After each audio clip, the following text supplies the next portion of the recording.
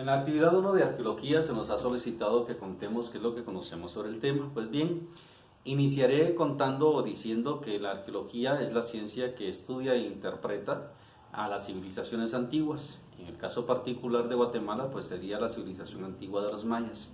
Esto lo hace a través de todo lo que se ha encontrado en las diferentes ciudades arqueológicas o antiguas que se han descubierto en los diferentes lugares de Guatemala. Y en estos lugares pues se ha encontrado, por ejemplo, cerámica, se han encontrado tablillas con escrituras, se han encontrado, por ejemplo, las estelas, las ruinas, las tumbas, las armas que utilizaban, utensilios de uso diario, tanto para labrar la tierra, por ejemplo, como para comer o consumir. También están, por ejemplo, los campos de fútbol que se han descubierto en todo Mesoamérica. Entonces, todos estos elementos y a través de la arqueología, pues se conoce hoy en día cómo era vivir en esa época, cómo los mayas florecieron, cómo iniciaron, cómo terminaron.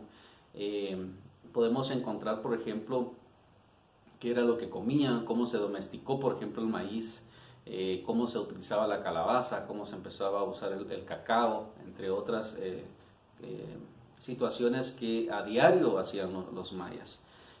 Podemos conocer, por ejemplo, que los mayas tenían autopistas realmente muy bien elaboradas para poder viajar entre ciudades, cuando podríamos decir que en el mundo todavía no existía ese tipo de conceptos y los mayas ya conocían eso. Conocemos también, por ejemplo, que los mayas entendían que era el cero y le dieron incluso un símbolo. Cuando el mundo, por ejemplo, entendía que era el cero, pero no lograba graficarlo o no lograba, por ejemplo, dibujarlo. Entonces, a través de la arqueología podemos entender qué tan civilizados o qué tanta ciencia lograron obtener o construir los mayas. Particularmente he podido estar en varios lugares, como por ejemplo Tacalicabac en Reu, en Yaxá y Tikal, pues en Petén. He estado también en La Blanca, que es otro sitio arqueológico bastante antiguo. He estado también en el sitio arqueológico de Copanruinas. He estado también en Quiriguá. Y estos sitios son fascinantes, definitivamente. Por ejemplo, en Tacalicabac, por ejemplo, se sabe que es un sitio arqueológico prehispánico que fue influenciado por los olmecas, y de hecho se encuentran unas cabezas redondas que solamente pudieron haber construido o tallado los olmecas. Que los olmecas fueron, por decirlo así, el inicio de todo el concepto maya, que influenciaron a los primeros mayas que empezaron a existir en el territorio guatemalteco. Conocemos también, por ejemplo, a través de las estelas y a través de la escritura maya, qué pasó, por ejemplo, entre Quiriguá y Copanruinas, que eran dos ciudades vecinas que por un momento pues estaban bien y había comercio, y por otro lado pues también se peleaban por los recursos que eran escasos a través de la cuenca del río Motagua. Resulta que, por ejemplo, a través de esas escrituras y de las diferentes leyendas que describen las estelas, podemos saber muy bien qué pasó con 18 Conejo, que fue digamos, el último gobernante de Copanruinas, que fue en un juego de pelota donde él pierde la vida. Acá, en el tema, por ejemplo, del juego de la pelota maya, sabíamos o entendíamos o hasta el momento conocíamos que los que ganaban, por ejemplo, eran los que eran sacrificados a los dioses.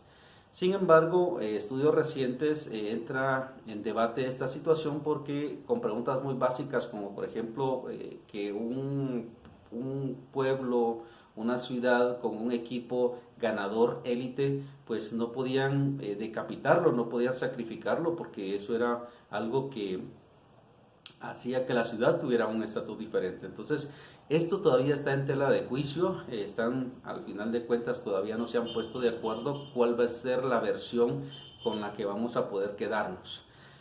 Otro tema interesantísimo, por ejemplo, es que podemos conocer en qué momento se empezó a usar el cacao, en qué momento se empezó a hacer, por ejemplo, a domesticar el maíz, por ejemplo, cómo eran sus herramientas de guerra, cuáles eran sus conceptos en temas de la matemática, por ejemplo, o la astronomía. Entonces, todos estos conceptos podemos encontrarlos en estas diferentes ciudades en las cuales pues vivieron los mayas.